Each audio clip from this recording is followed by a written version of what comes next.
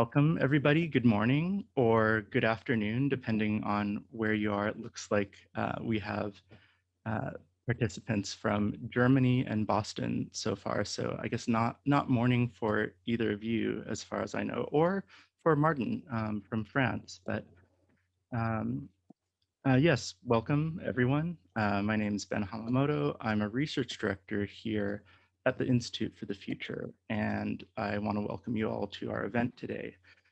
This event, this webinar is part of a series of webinars called Ask a Futurist, in which we invite a futurist or more than one futurist in this case, and in many cases, to share information about a research topic or methodology or project that we've done here at Institute for the Future.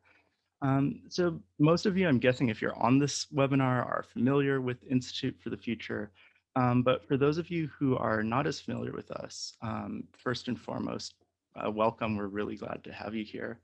And just for a really, really brief background, um, we are a independent, not-for-profit research institute think tank, usually based in Palo Alto, although the vast majority of us are still working from home right now, which is all over the country. And for instance, Rachel McGuire is joining us here from Austin. But our objective as an organization, our mission is to help people and help individual and help organizations make the future with foresight, to sort of think more critically and systematically and strategically about the future to make better decisions in the present. And so basically, this is a series of public conversations sponsored by our Vantage program, where we invite leaders and experts in futures fields to share a bit about their work. And so for this specific Vantage Ask a Futurist webinar, we're really excited to be joined by Rachel McGuire, who is our own research director, and Rachel Wick as well. So two Rachels. Rachel Wick is the senior program officer at the Blue Shield of California Foundation. And they're here to talk about this really amazing project that I think we're all really excited about, which is called um, The Future of Work and Its Impact on Health, 3 scenarios about reclaiming our future through foresight to empower resilient, imaginative, and resourceful California workers. So this is a project, as we're going to get into, that was conducted over 2 years and was I don't want to spoil too much, but the result of this project was both a report and a series of scenario videos, which is what we're going to be centering a lot of our conversation on for the remainder of this hour. So a couple quick things before we get started with our guests. Um, Please do participate in the chat. If you have questions, we are going to do a Q&A session at the end, so feel free to ask those throughout the hour, and we're going to collect those all and hopefully address as many as we can by the end of the hour. And even if you're not inclined to participate in that way and ask questions, please do participate and look at the chat. There's usually great conversation in there. And also, our colleague Georgia Gillen, who's uh, with our Equitable Futures Lab and has done really amazing research around this and other topics, is going to be dropping in relevant links to research and other um, information that I think is going to be really useful and interesting to this audience. Um, so with that, I'm going to go ahead and start the conversation. So this is a project, as I mentioned earlier, that actually kicked off in 2018, which I know kind of feels like a lifetime ago. Since the pandemic, it's only been a couple of years, but for obvious reasons, that feels like a really different world, particularly when it comes to the topics of work and health. So I think Rachel McGuire, I'd like to ask you a little bit of context first, and then Rachel Wick, I'll also ask you as well. But can you take us back to 2018 to just share a little bit about the context in which you're putting together this project and yeah, sort of how this all got started? Sure, happy to do it. Hi, Ben. Hi, Rachel. Hi, everyone. Thanks so much for joining us. Yeah, so 2018 has been mentioned, although it feels like a lifetime ago, was only a few years ago. So I think the context was similar, but perhaps perceived a little differently back then. But yeah, there was the future of work was a very popular conversation, as it still is today. But a lot of emphasis on thinking about the gig workers, contingent work, shift work, and sort of the new economic risks and vulnerabilities that workers were facing. There was a tremendous amount of attention on technology and the potential impact on automation.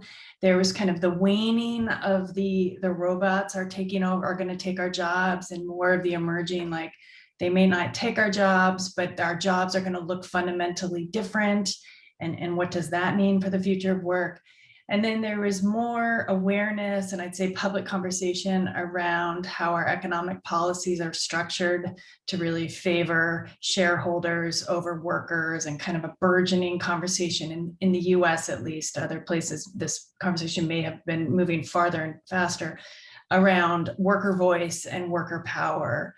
So we understood that when Rachel and I first started talking about this conversation, we certainly saw that the future of work, the nature of work is changing. Technology was playing a fundamentally new role in work, and we had these legacy economic policies that were making it more and more difficult for workers to kind of express power.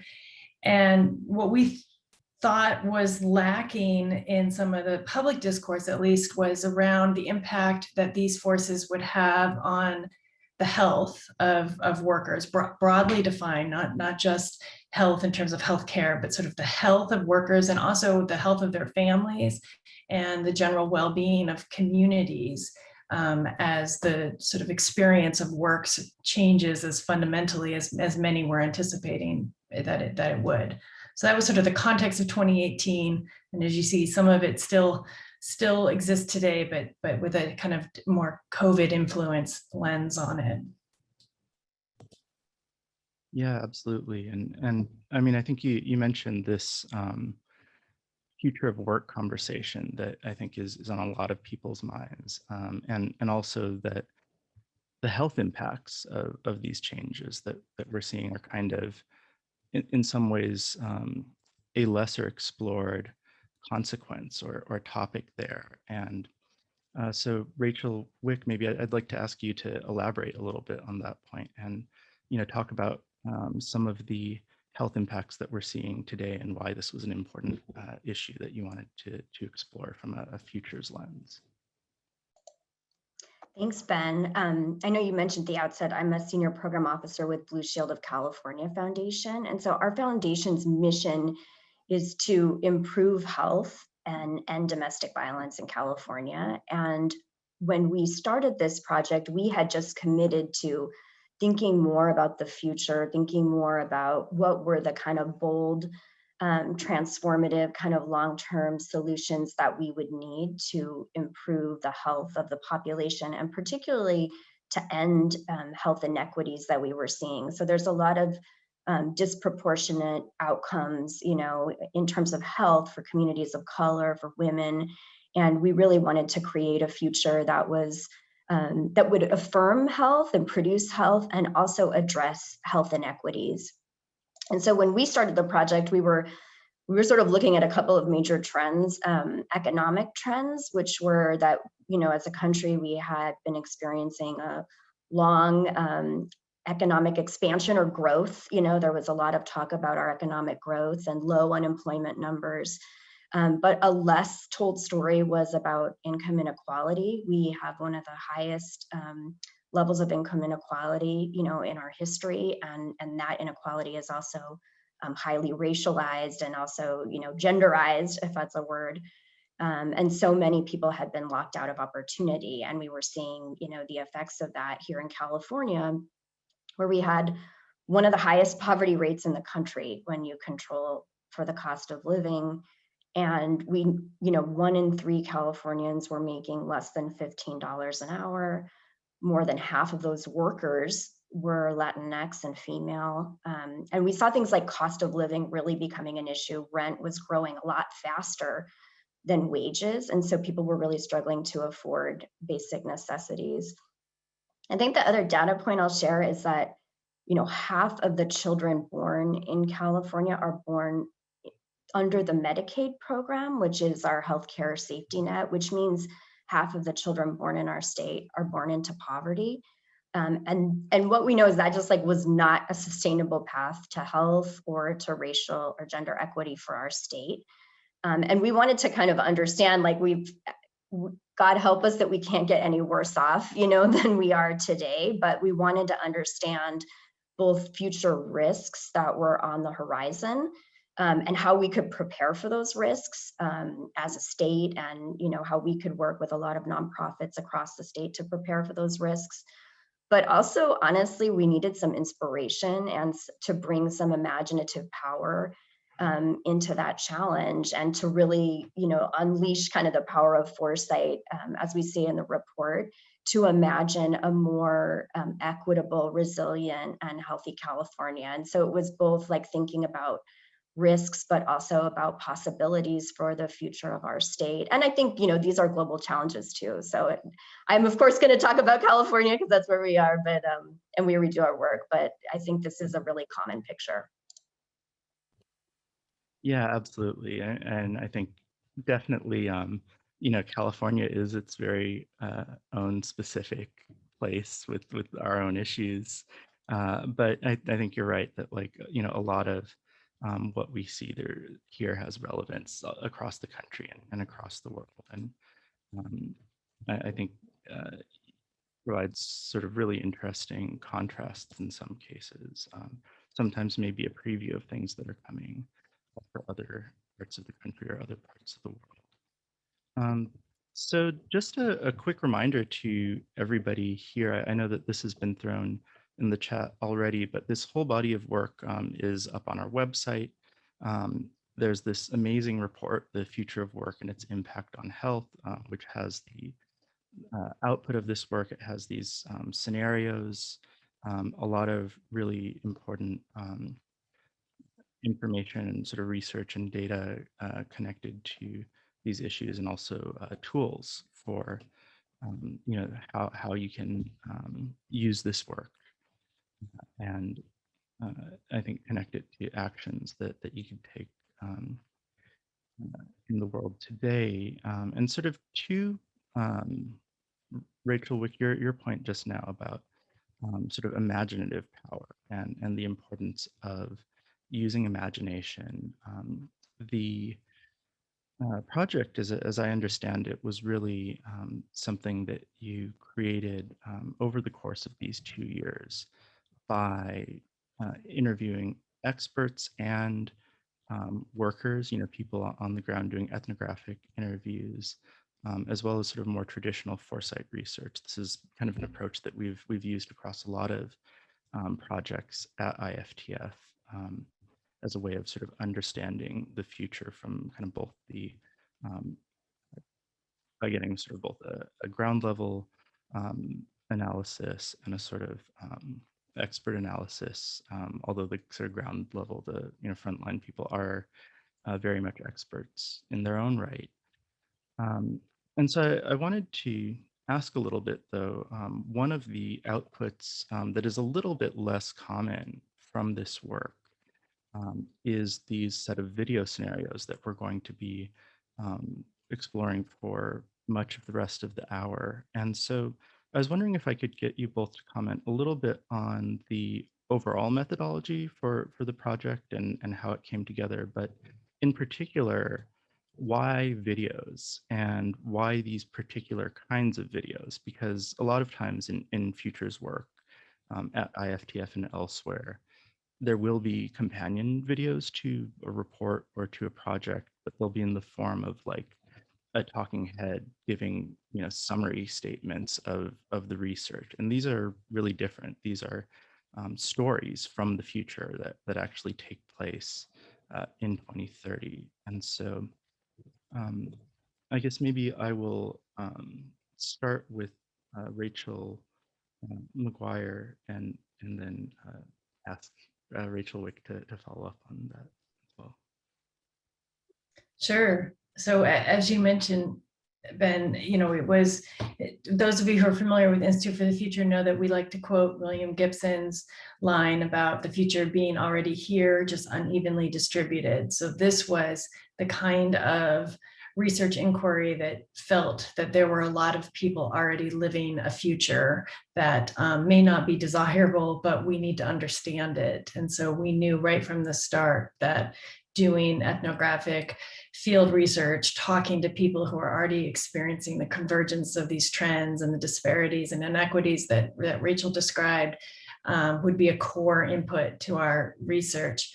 And as from a principle, I think both Blue Shield of California Foundation and Institute for the Future was really interested in taking a person-centered, human-centered approach to the research. There were plenty of reports that were kind of highlighting the trends and the risks and the challenges, but we wanted to put names and faces and stories to this intersection. And so it was really important that the research be designed in a human-centered approach, and also that the research findings be presented with that same ethos. So it really lent itself nicely to stories, what we called stories from the future, so that the findings and themselves were as accessible as they could be. Our intention here is to have these video scenarios or these stories widely shared and provoking conversations around dinner tables as much as around policy circles. So it was important to us that the story element be highlighted, and the experience of exploring this research be as entertaining as it is informative. Rachel, what would you add? Well, I think for the foundation, we just believe deeply in kind of harnessing lived experience of, as you say, people who were living aspects of the future now. And we also know that marginalized communities are often canaries in the coal mine, for larger societal trends and challenges. And so we believe that there's so much power, and resilience on the ground in people's day-to-day lives, and showing how they're both managing through the challenges that they're facing, but also enlisting them in terms of the solutions, that we need actually to kind of make progress on health and on equity. And so that's just a fundamental value, I think, that, what we feel is so important and powerful in social change work. I think the power of the video scenarios too, actually from an equity perspective, is sometimes people feel that their stories are extracted when they're their own stories, and they don't have the opportunity to kind of tell them in the way that they want. And I feel like creating fictional stories based on people's realities was a way to kind of achieve that goal of giving people a window into what people's lives are, but doing it kind of through a fictional storytelling device that didn't kind of rely on them to kind of share their personal experiences or things they may or may not have felt comfortable with in terms of some broad audience like this. And so I feel like these stories allowed us they were grounded in reality, but they also allowed us to play out some of these future forces that are hard to imagine, quite honestly, for any of us, and so that also just unleashes, fiction, it unleashes science fiction, et cetera. I think the other power is in the emotional part of the future. And I know IFTF has done work on how do you kind of bring emotion into this space and really tap emotion to kind of motivate, to create empathy, quite honestly, but also to motivate folks to action on things that they might not see, walking down the street today. So it helps us kind of inhabit that future in a way that can be motivating and push us to action. I think the other thing that was really cool about storytelling is that we were able to layer on so many, of the signals in a story in ways that it's so hard to do in a flat report. So, you'll see this in some of the clips, but we were able to sort of mash up like climate change futures with digital, with work. And like, I don't know how you can do that, as well in a report as we could do it in a story. And that is actually real. I mean, these things are not, we don't live life in these, silos of change. They all interconnect, and we manage them, all together as humans. And so I thought the stories were so powerful in that way that we could layer, these potential futures together, whether that's climate, housing, work, future of mental health, like all these things we could kind of combine into a set of different stories. Absolutely. Yeah, I think that's a really great point and a great way to describe um, how valuable scenarios can be in that way. And I think sort of as you alluded to, it's a really unique medium for both being very dense and getting a lot of information to people, but in a really accessible way that doesn't feel burdensome. And so you can have all of this complexity and sort of subtlety and nuance, but the way that people take it in and experience it is, not at all difficult or burdensome. It's as you said, stories are kind of the way that we process the world, and especially in a sort of audio visual medium like this, it really does kind of let you take in and connect with nuances in the story that I think, even if you write it out, you're kind of directing people's attention in a way, and so there's not much that um, can kind of be in the background, or it's harder to convey background information in a way that's unobtrusive in a written scenario. But the kind of number of tools that you have at your disposal to communicate information, from sort of the lighting to the music to the sets to just subtle expressions in someone's reaction, all I think do a really um, amazing job of sort of conveying this complicated information about the future. And so with that, I think we will start jumping into these videos for the remainder of the time. There's 3 of them, and we don't have time to show all 3 videos in their entirety, but we really would recommend that everybody check out the full videos. They're available online. Demetrius, the filmmaker, I mean, did an amazing job bringing these to life. And maybe if just really quick, I could get a comment. Um, let's see. Or actually, we'll circle back to this. But yeah, I think that there were really amazing collaborators on this project that we can talk about as we go. But a few words just about the videos that we're about to show. As I just mentioned, they are available in their entirety. We're going to be watching a series of short clips, a series of short excerpts. The 3 scenarios are called Humans Automated, Life on Wheels, and Workers First. And they each, have a sort of different tone. They explore slightly different angles on the future of work, um, and have kind of different protagonists, and sort of different framing devices. And I think before we jump into the first one, um, I think we can very quickly. Okay, yeah. So we have that link up there. Um, so yes. So the first scenario that I'm going to show you is called Humans Automated, and this one focuses really on the impact of these changes we're seeing on individual workers. And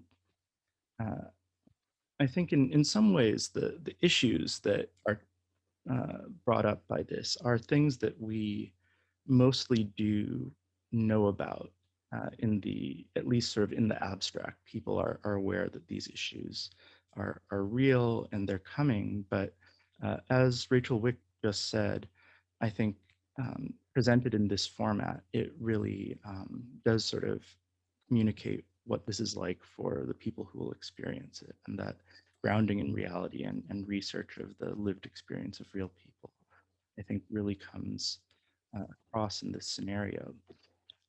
And so I think now I'm going to ask Rachel McGuire, do you want to just quickly tell us a little bit about what we're going to see in a second here?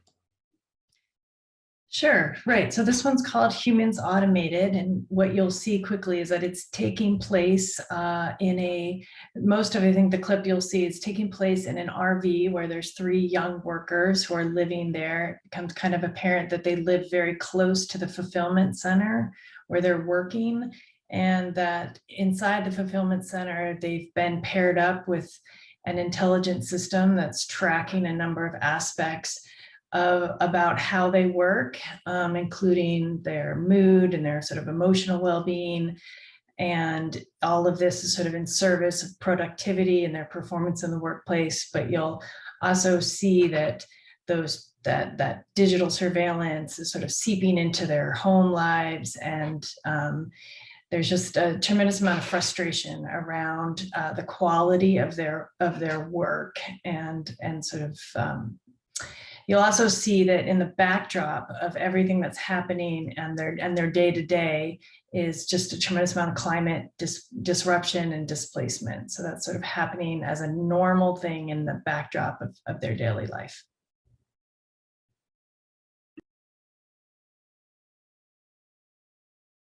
Great, thanks so much. And I'm just getting the clip loaded up. Rachel Wick, did you have anything to add to that, or? Nope. Okay. I am going to go right ahead then and get this name. Let's see.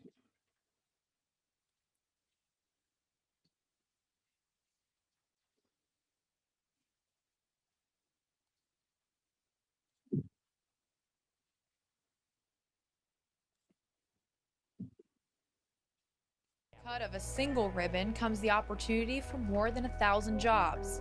Now that the facility is complete, officials have added hundreds more and is still hiring. Another fulfillment center will open later this fall, specializing in shipping bigger product. The packing, the picking, the slamming, the shipping, the receiving. We like to think of it as a symphony between robots and our great associates. How do I know which box to pick? Our technology will tell you. The computer tells you. The computer will tell us the perfect size box to fit that item.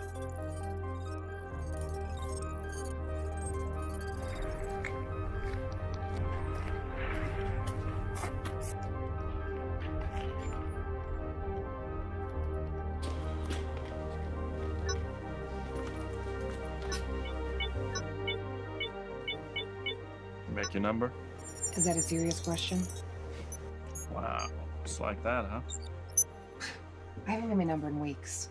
My boss is all over me, pinging me at night, suggesting that I stop gaming to maximize my recovery time. This morning it offered me, what did it say? We have a breakfast suggestion based on your vital readout. I swear, Bo, if not for you, I'd be throwing the damn watch on the wall. At least you can say whatever you want. Yeah, thankfully. I'm sure they'd be sending me speech modifications like they send me Activity Rex. Scoot.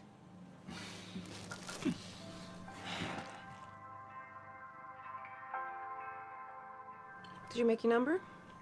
Yeah. What? You serious? Well, I mean, it's a bit different at my spot. We have a lot of climate refugees on our floor. You know they hate being called that, right? I'm not talking about the islanders that had to immigrate here. They're hardcore. I mean, they lost everything. I'm talking about the people from the fires down in SoCal. They're already stressed, having to move, losing their place in the fire, starting over from scratch, and getting it done, and beating the daily number every single day. It's inspiring. People from the fires last month at your facility? They just got 20 more on Friday.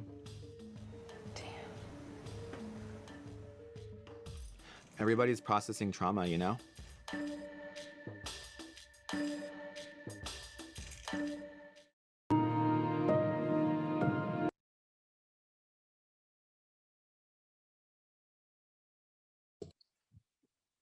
Okay. So that was, I found that at least a pretty uh, emotionally engaging clip. Um, I think that in a way, this feels like a future that a lot of people are already thinking about and are already worried about, um, and a little bit anxious about in many cases, but kind of as we alluded to earlier, are a little bit detached from. And so, I think that seeing it presented in that way really does kind of make the issues come to life in a different way. And I think one thing that this really, at least for me, brought up is that I think one of the reasons this future feels so salient is because in a lot of ways it's already here. It's not the future, or at least there's so much of this future that exists in the present day that I think in some ways this is something that people find um, fairly easy to understand as soon as they see it, what's going on. And so, Rachel Wick, if I could ask you a little bit about sort of the inspiration for this scenario, what was some of the research that inspired you to create the scenario that we just saw?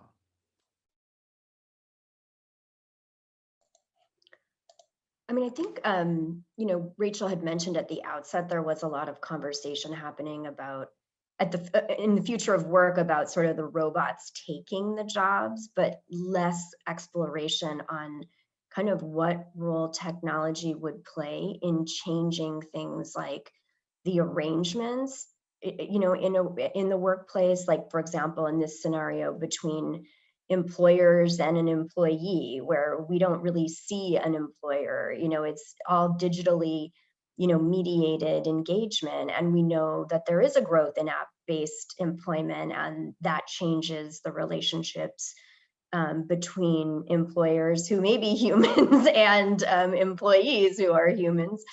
And so that was one of the things that we wanted to explore in this scenario, as well as kind of how technology might affect the conditions of work. And I think we are seeing stories about demands on productivity, surveillance in the workplace, as well as this, we know that biomonitoring, technologies are out there. We're wearing our watches, we're tracking tracking various, health outcomes ourselves. And what would happen if that kind of biomonitoring was integrated into the workplace? What would that mean? And then how does that kind of intersect with other forms of surveillance around productivity? And so those were some of the things we were looking to explore, and specifically to think about how does that impact worker mental health?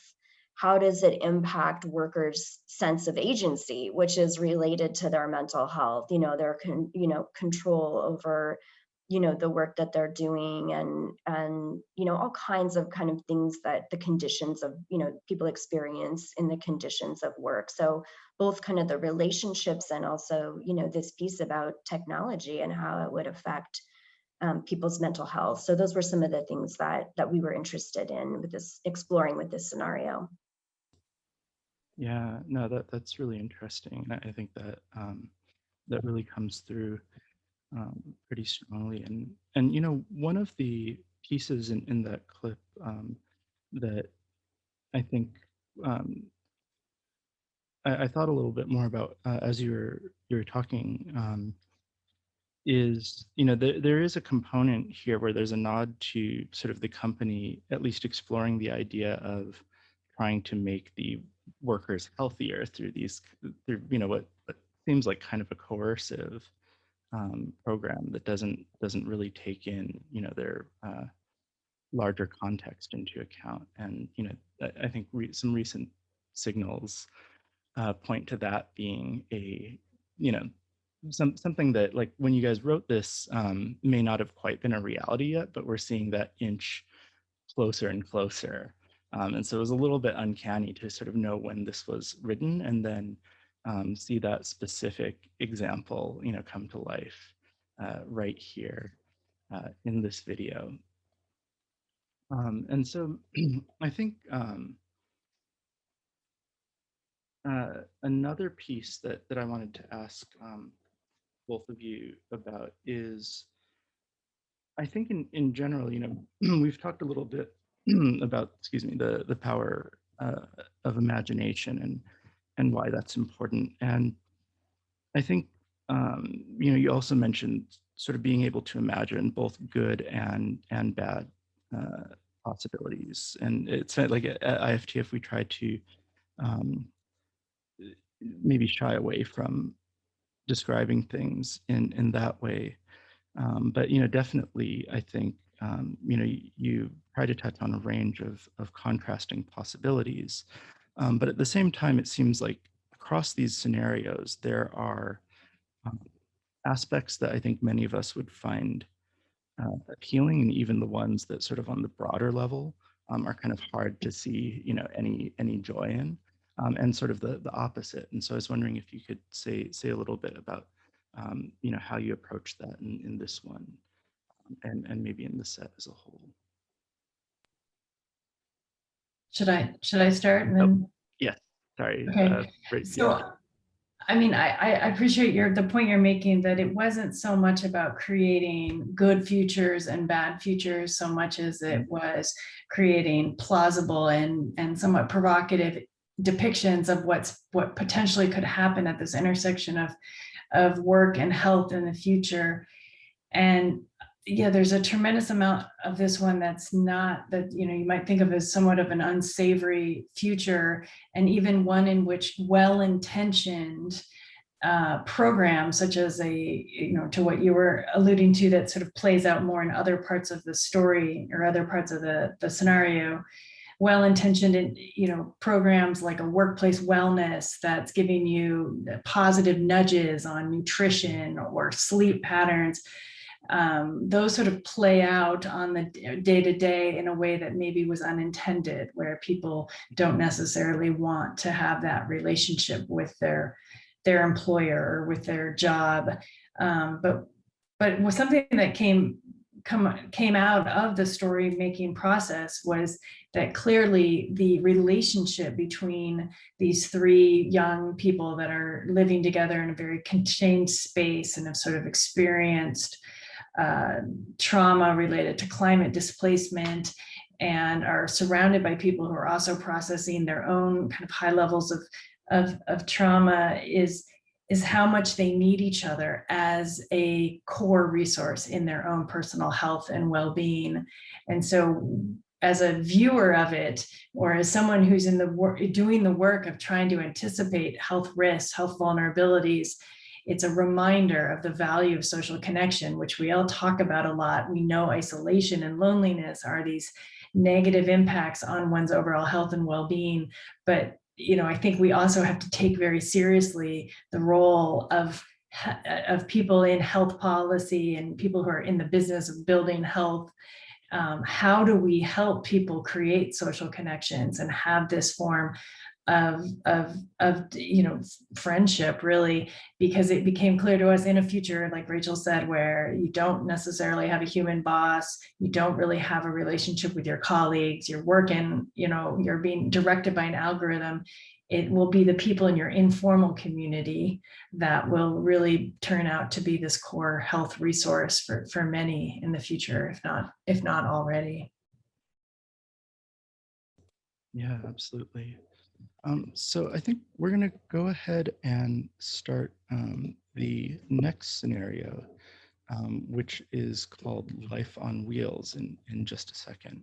And sort of as mentioned earlier, these all have a different kind of protagonist or a different type of protagonist and different impact area. And so if the last one was sort of thinking about the individual worker, this next one really kind of focuses on the health and impact, well-being, impacts on the family of the sort of future of work as it's playing out. And so, Rachel Witt, could I get you to quickly tell us what we're about to see?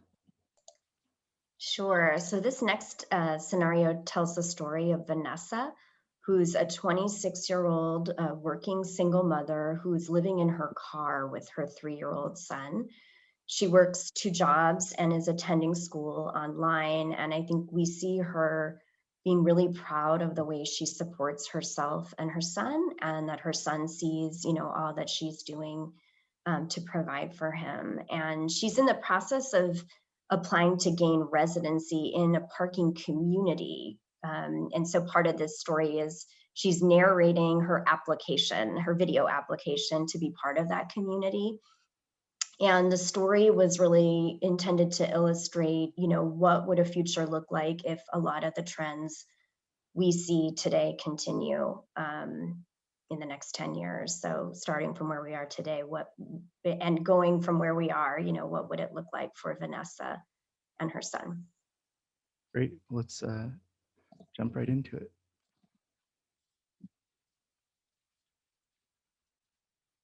What do I do for work? I am a waitress, and I also work the night shift at a 24-hour daycare here in town, and I am in college.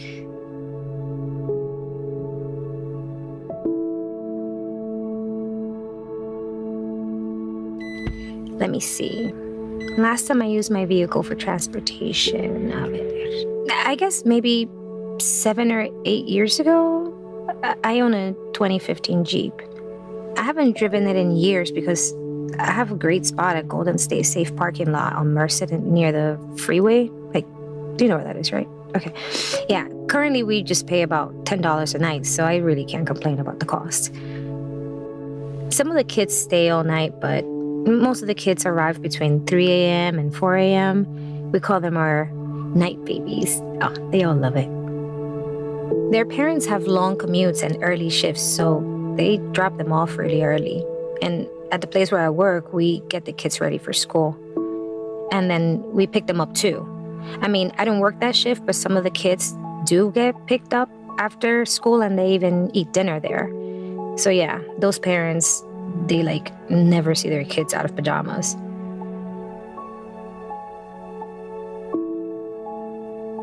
I think most of the people whose kids go to our daycare live in fixed homes, but I still feel lucky because Leo comes to work with me.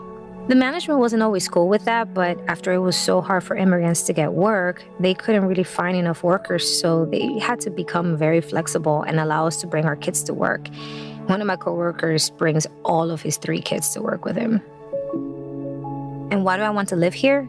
I mean, I've 100% embraced the home is where you park mentality. So I think I've created a nice vehicular home for Leo and me. But he's getting older, so I want him to be a part of a community,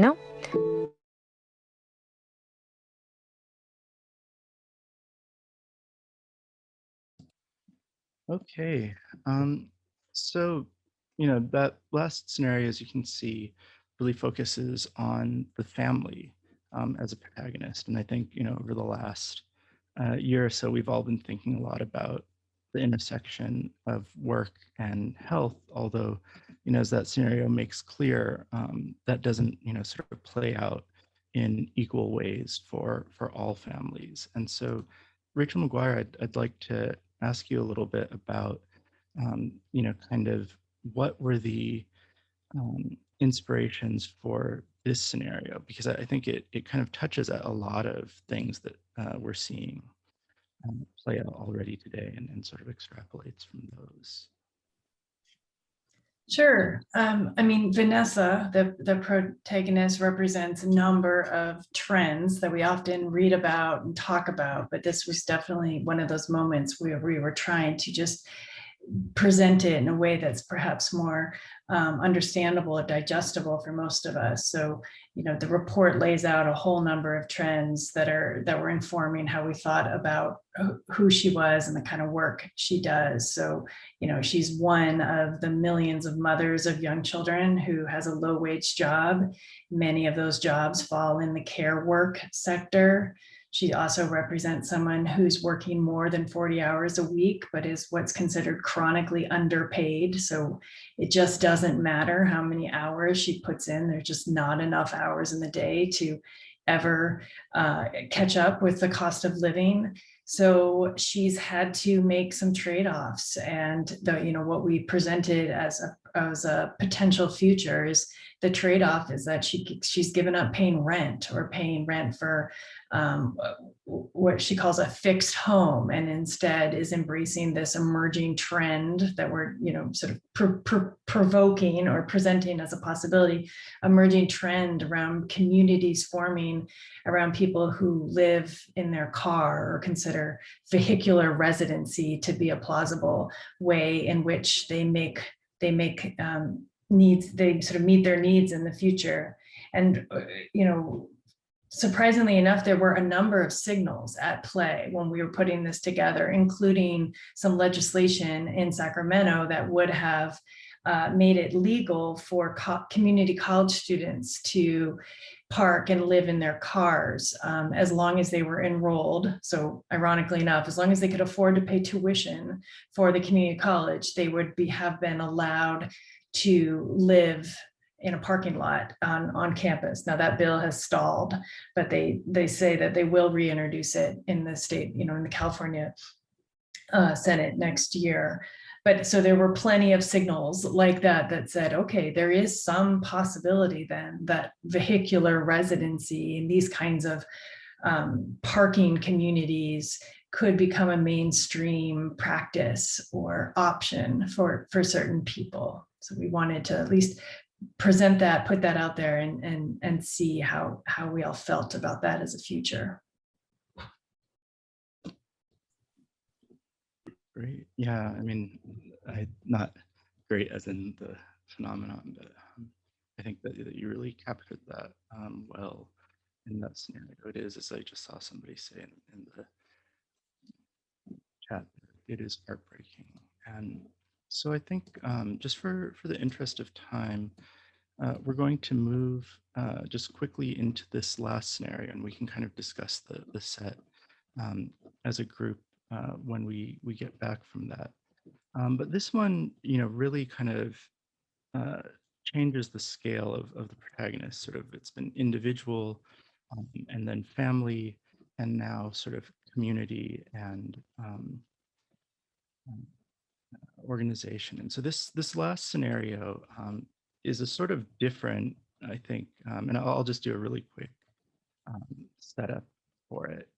It's one in which actually a lot of businesses become worker cooperatives that basically, as baby boomers retire, they, are the vast majority of owners of small businesses. And so essentially, they want to pass their businesses on to people who are actually going to steward the business and take care of it well, and not just like a private equity company that may just close it down or sell it to a developer. And so all of these mechanisms come into place in this scenario that actually make it viable, both from sort of a governance and policy standpoint, and also from a financing standpoint, for more efficient and sort of easier access to transferring businesses over to workers. And so the clip that I'm about to start for you really kind of is a news segment on public radio where they are covering this phenomenon and talk to the workers in some of these new worker-owned cooperatives about what life is like for them and what this change has meant for them.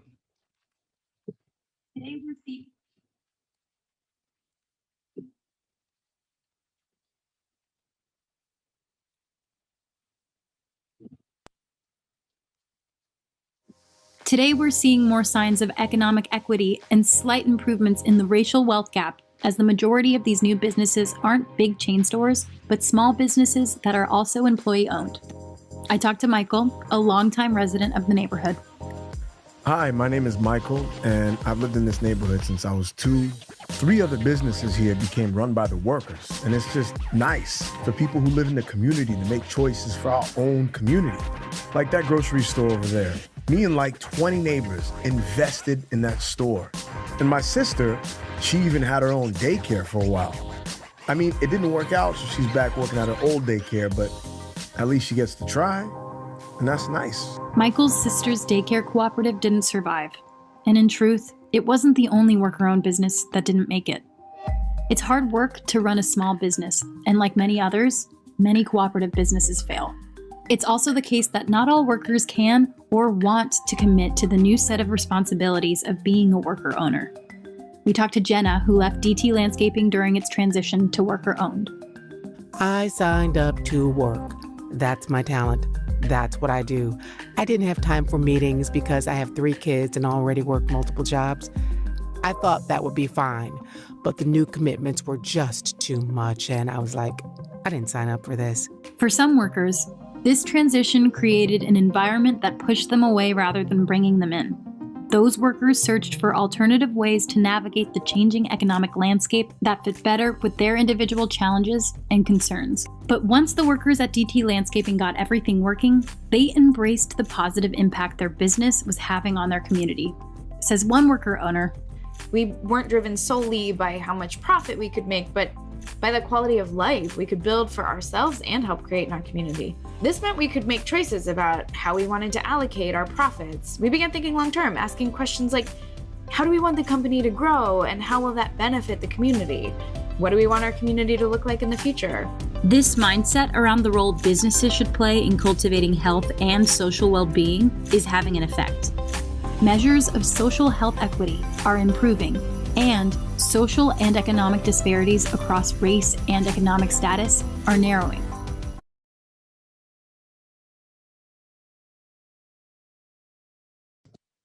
Okay, so really quickly, and I think that was a very, in some ways, I think the least familiar as a future scenario to some people, or kind of like the least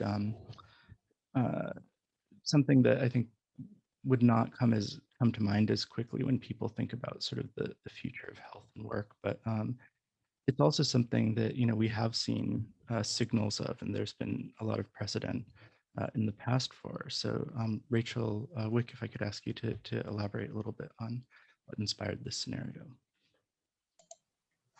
Well, part of what we wanted to explore with this scenario was what would it mean to actually build wealth, not just increase income or improve income. So we know that so much wealth is transferred intergenerationally. We know that communities have been locked out of wealth transfer by not having access to home ownership and things like that. So we were trying to imagine new ways of actually building wealth in communities and ways that would not only improve kind of the health and experience of the workers who may be the owners, give them a sense of agency, but also think about the ripple effects to the health of the broader community. So what would it mean to communities to kind of capture resources and develop businesses and develop kind of neighborhoods in the way that really, in ways that were really health affirming, to the whole community. So that was really a big part of the inspiration, was how do we look at wealth and health together, and what might be the role of these businesses like cooperative businesses in helping us achieve that kind of community wealth building. And I think we know that there have been, attempts, and there is a cooperative movement underway. I think as we think about the future, what would we really need to do to kind of enable that trend, in ways that could really bring it to scale through policy change and other, new infrastructure that would allow those kinds of cooperative businesses to really thrive. And also acknowledging kind of what it would mean for workers, like how we would have to shift, from this concept of being an employee to being, a worker owner, and what that means and what that looks like. So we wanted to explore some of those ideas.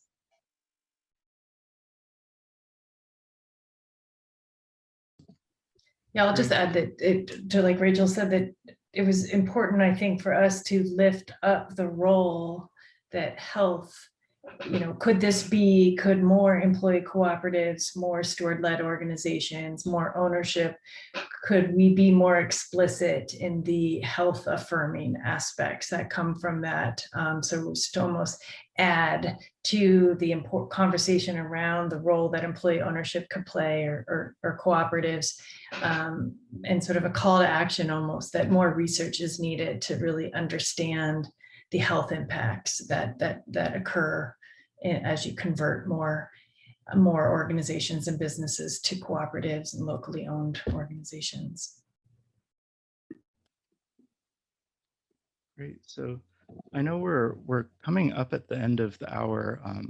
Apologies, a lot faster than I realized we were.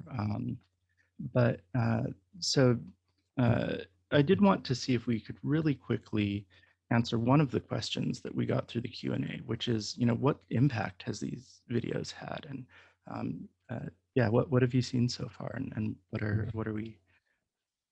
And I'll start with Rachel Wick, and then Rachel McGuire, if you want to chime in.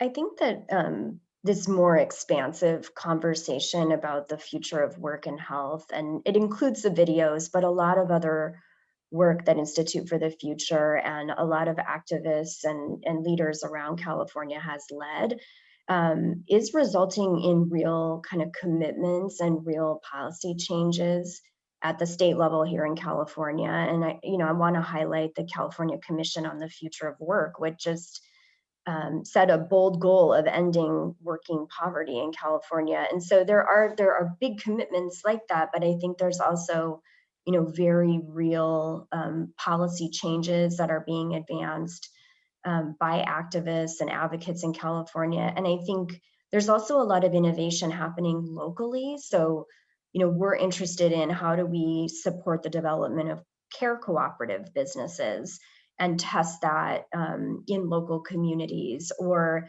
how do we really support kind of business accelerator programs for care workers so that they can build strong businesses and networks of businesses in local communities that provide care. So I think there's sort of high level policy changes that can be advanced at the state and federal level. We're seeing a lot around the arrangements question about who's an employee, who's an employer. That's a very live policy conversation.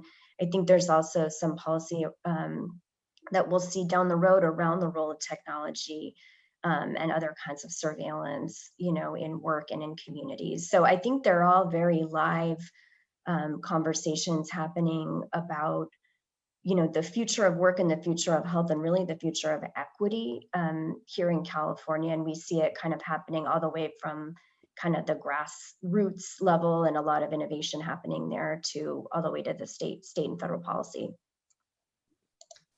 Just say that, as you mentioned, the offset, everything is available on the website that I just dropped into the chat. We are very hopeful that people will watch these videos, they'll share them with their communities. The report includes kind of conversation starters and ways to think about the videos, so that we're hoping that one of the impacts these videos will have is just bring storytelling to these issues and these trends that we're all tracking, and spark conversations that have a more of a human side to them, and not solely kind of a data-driven conversation. Great. Well, I think that does bring us to the hour. I mean, there's so much in the report, and the videos are so amazing. I would really, encourage everybody to go download the report, watch the videos, get in touch with us if you have additional questions. And really quick before we close, I guess first and foremost, thank you all for coming. Thank you, Rachel and Rachel. I think couldn't ask for better people to explore this topic. So we're really fortunate to have you do this work and be here this morning. And what's next for Vantage? Then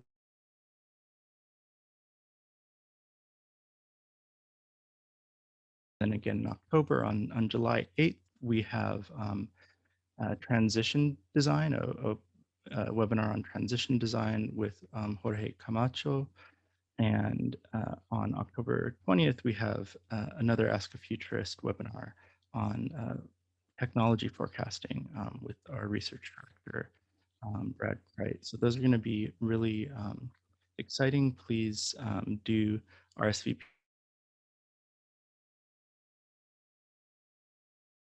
September 27th through October 1st. So mark your calendars for that as well. Thank you all so much. Have a great morning or evening or whatever it is, whatever time it is, wherever you are. Thanks so much. Thank you, Ben. Thanks, everybody. Thank you. Bye-bye.